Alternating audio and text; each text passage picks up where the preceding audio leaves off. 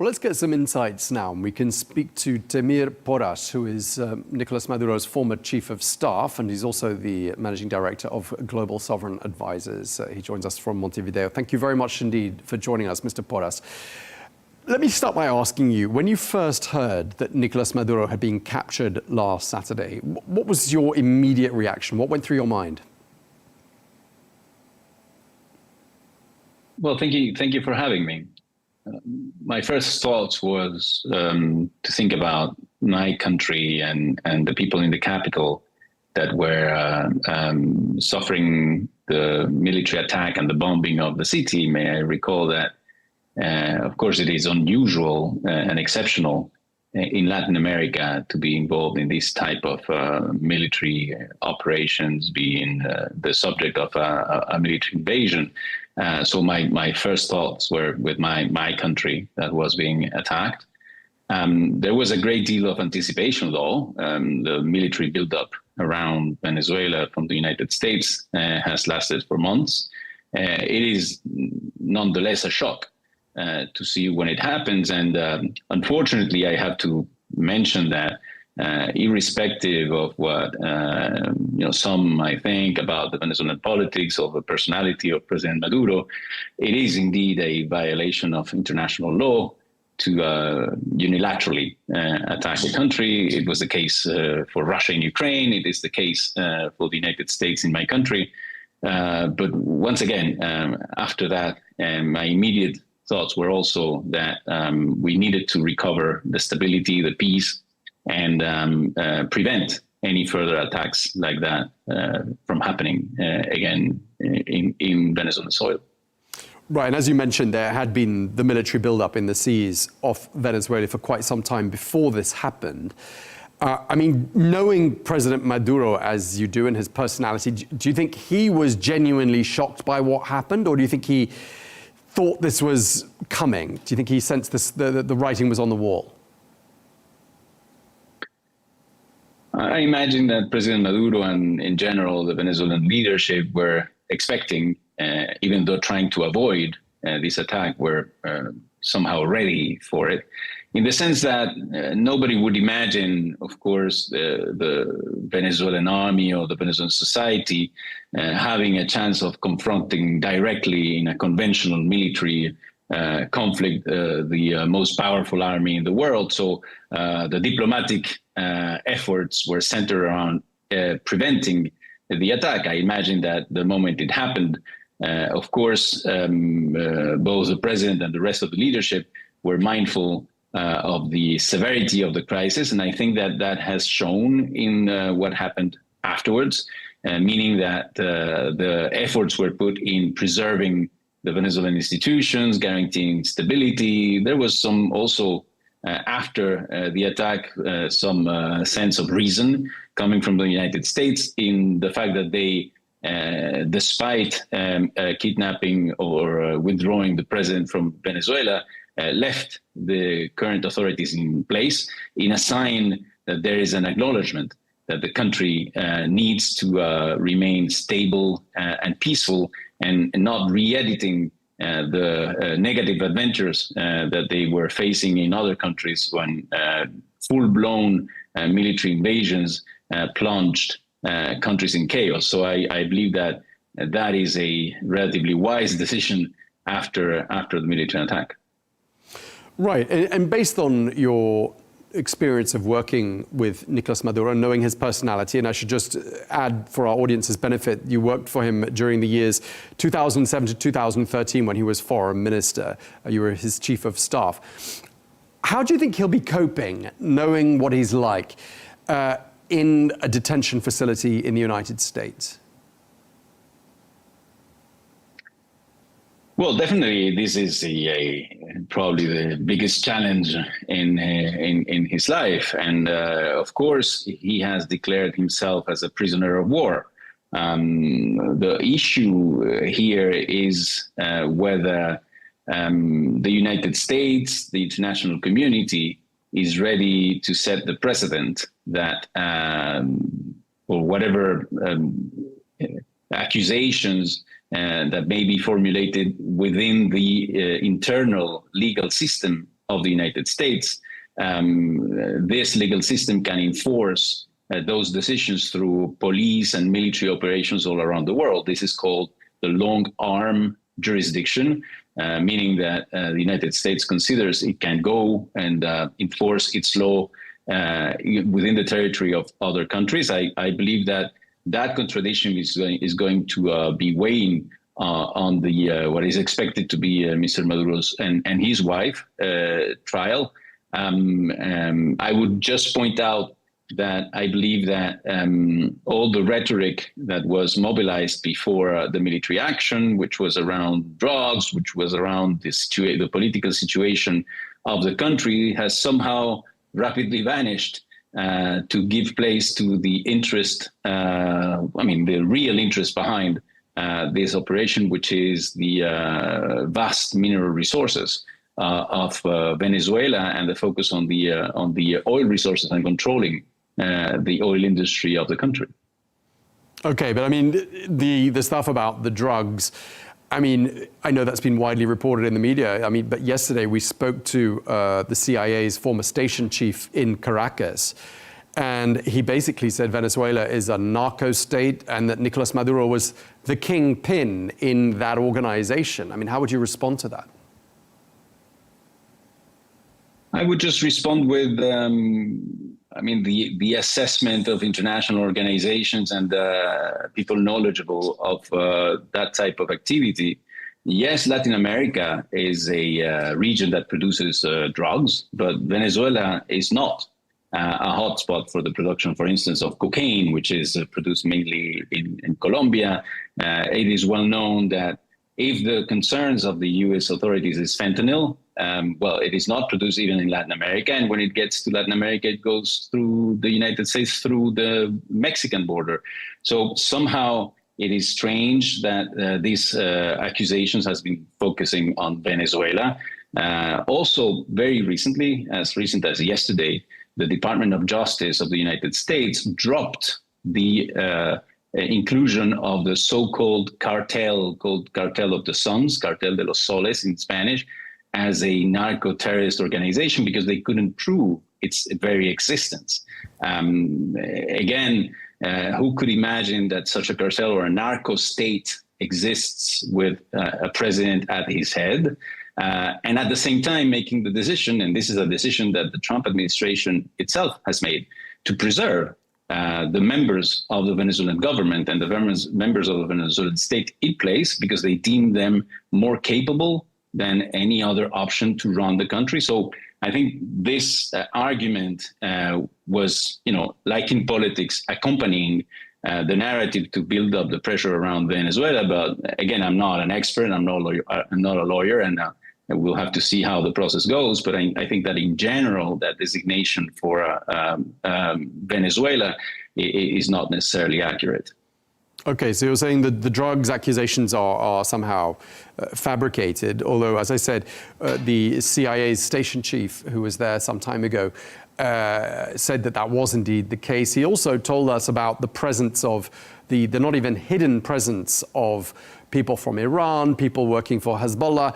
Clearly that was a thorn in the side of the Americans. They didn't want those people in their backyard in Latin America. I mean, can you understand why that would have angered and riled Washington? Yes, of course. I understand the nature of international relations, and I can understand that a country that doesn't align with the foreign policy or desires of a country like the United States can be somehow disturbing. But I would like to recall that doesn't make it legal for that country to attack or conduct military operations in that place.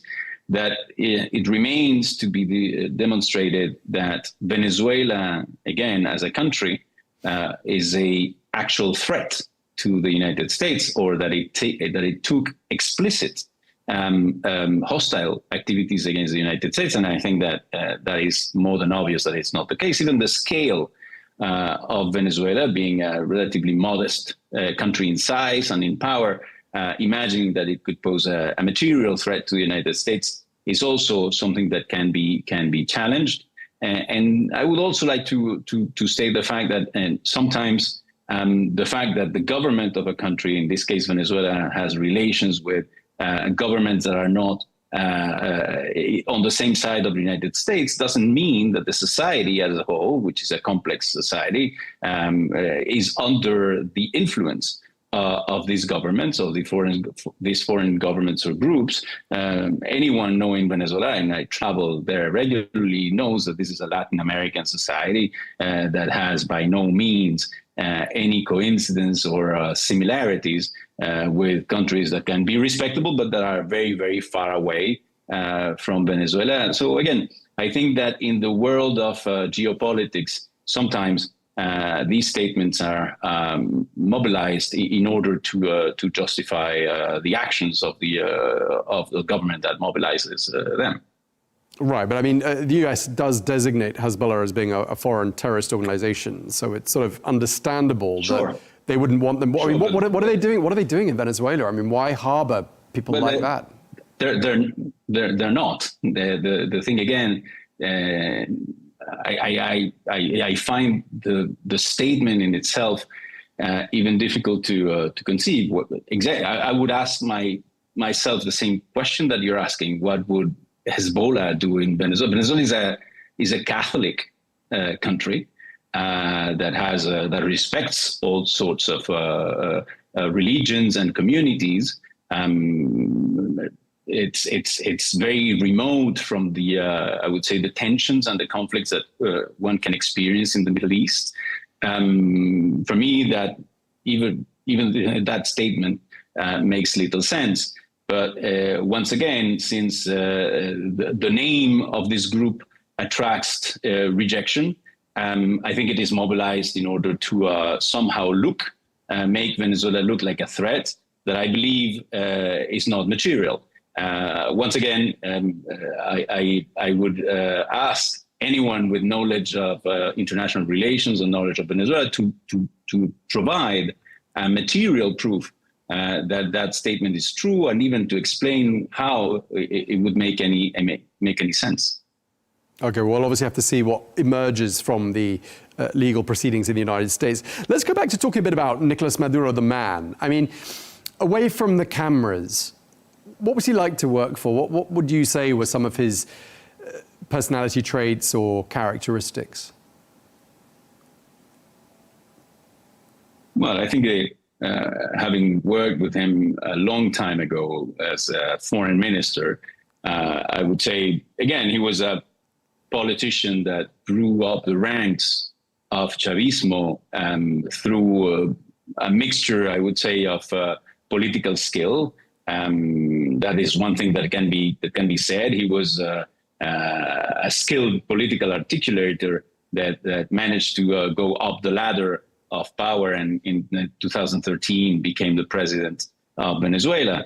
Other than that, I can tell you, I mean, us Venezuelans and Latinos tend to be a rather joyful and open people. I think he was no exception to that, but I can, like in many other political characters, you need to separate the personality of people and their behavior in private and the political decisions that they make in their responsibility. So again, I don't think there is a necessarily a connection between these personal traits and the decisions that he made afterwards, more than a decade ago, after we worked together at the foreign ministry.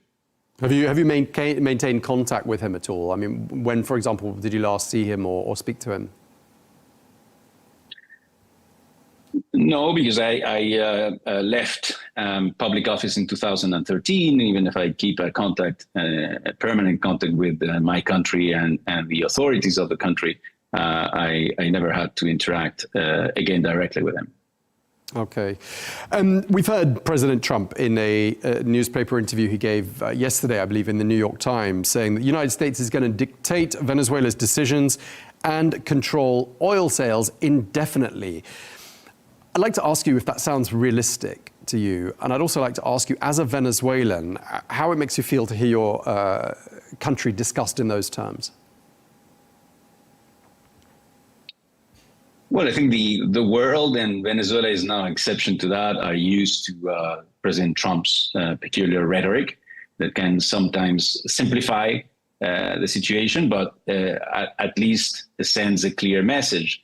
I would tend to believe that the very fact, for instance, the example that the Trump administration and President Trump himself decided that there needed to be a Venezuelan power structure and a Venezuelan government in place, ensuring the continuity of institutional life there, is the very translation that, yes, on the one hand, the United States has the upper hand. They have the military force, and they have the ability, of course, to make demands to the Venezuelan society. But on the other hand, the practicalities of it require the Venezuelans to be in charge of the day-to-day life. I think that he is referring, of course, to his interest in U.S. companies that had been present in Venezuela, but not at the scale that he would desire. May I remind that today Chevron, one of the large international oil companies from the United States, is operating in Venezuela, but there are others, of course, who would like to return to the country. I think he speaks about that and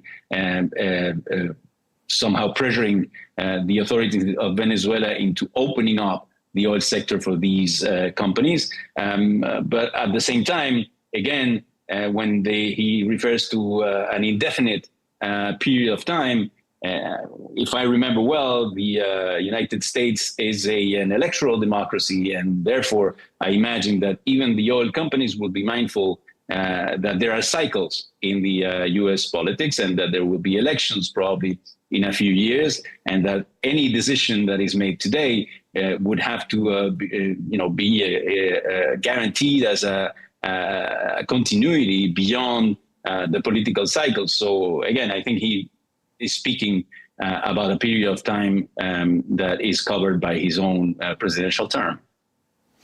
We've talked a little bit about the leadership in place still in Caracas. I mean, they face a really tough job, don't they? They've got a real tightrope to walk here between defiance, presumably for a domestic audience, cooperation with Washington. Do you think that Delcy Rodriguez is a temporary placeholder, or do you think she's going to be able to be a long-term partner and keep both sides happy? That is a big question, and it depends, of course, on the strategic objectives of the United States, chiefly, and also of the Venezuelan political actors. What I do believe is that the decision that was made by the Trump administration to leave the government in place, and this government being headed by Mrs. Delcy Rodriguez, by the way, it is the Venezuelan constitution that has this article that says that should the president be absent, it is the vice president that takes over, and she was the vice president of President Maduro. And at the same time, there is no secret that Venezuela and the United States had undergone negotiations between themselves previous to the attack, that U.S. officials and Venezuelan officials, Mrs. Rodriguez herself, and Mr. Rubio were parts of the delegation. So somehow these adversaries know each other, have engaged in conversations before. And I believe that the Trump administration came to the conclusion that because Mrs. Rodriguez had been Minister of Finance, Minister of Oil, is a relatively young politician, skilled, that has showed pragmatism in the conduction of the very challenging situation the Venezuelan economy is, and at the same time this legal base. I think the mixture of those factors, made them come to the conclusion that she was fit for office. How long this arrangement will hold, I believe it depends on the strategic objectives. Again, this is about oil, and in my opinion, it will be linked to her ability to find practical ways with the U.S. To relaunch Venezuela's oil industry and to give the Venezuelan economy, which is probably the number one concern of the Venezuelan people, today, but for years, the Venezuelan economy to recover and make Venezuela a prosperous country again. So are you somewhat optimistic that, in fact, although the circumstances of the last 5 or 6 days have been really exceptional and I think have taken everyone by surprise, do you think perhaps ultimately something good might come out of this and that perhaps Venezuela will have a happier decade ahead of it than the past decade? Yes, I would describe my assessment as cautious. I think that everybody is aware that the alternative to the current situation is more violence, more military attacks potentially, internal turmoil. We have seen how these situations in countries like Iraq or Libya have gone down the road when the military hubris somehow doesn't give place to some political strategic thinking. And I think that in the situation of Venezuela, despite the fact, again, that I am somehow outraged by the fact that my country was bombed, some sense of rationality seems to emerge. And this conservative, if you will, decision of privileging stability and long-term prosperity or prospects of peace for the country, yes, somehow make me hopeful that at least my country will not be engulfed in a full-blown chaotic situation that could be harmful for everyone. Okay, and just lastly, Mr. Porras, and you've been extremely generous with your time. There's a lot of speculation around the world that the same tactics that were used in Caracas on Saturday could be used elsewhere. Some are talking about Havana, some are talking about other places around the world. What are your thoughts? I mean, do you think there's a bit of a who's next a question being asked right now, and what would be your hunch?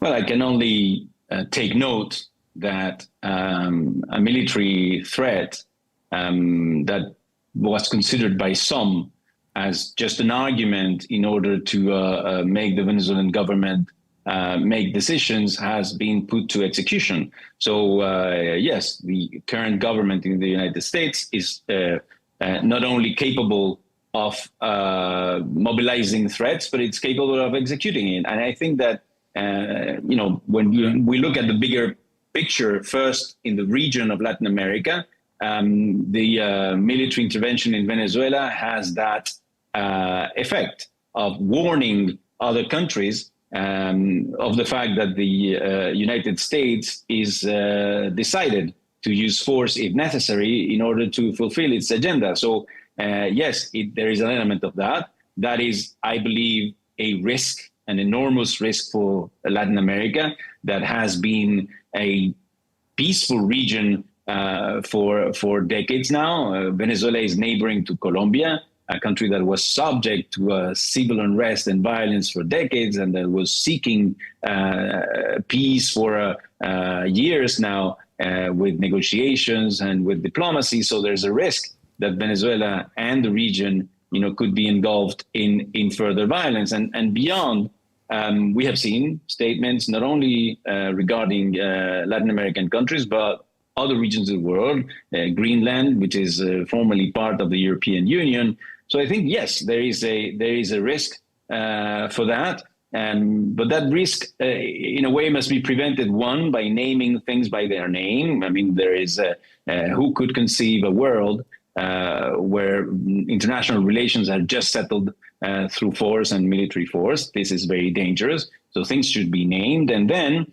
of course, privileging frank dialogue, frank diplomacy, and hoping, once again, that the reason, as in the case of Venezuela, in the aftermath of the attack, can prevail, and that political leaders can be responsible, bearing in mind, again, of the risks of general conflict around the world, and the risks that poses not only for the people, but also for the world economy. Okay, well, we're going to leave it there. We really appreciate you taking the time to speak to us.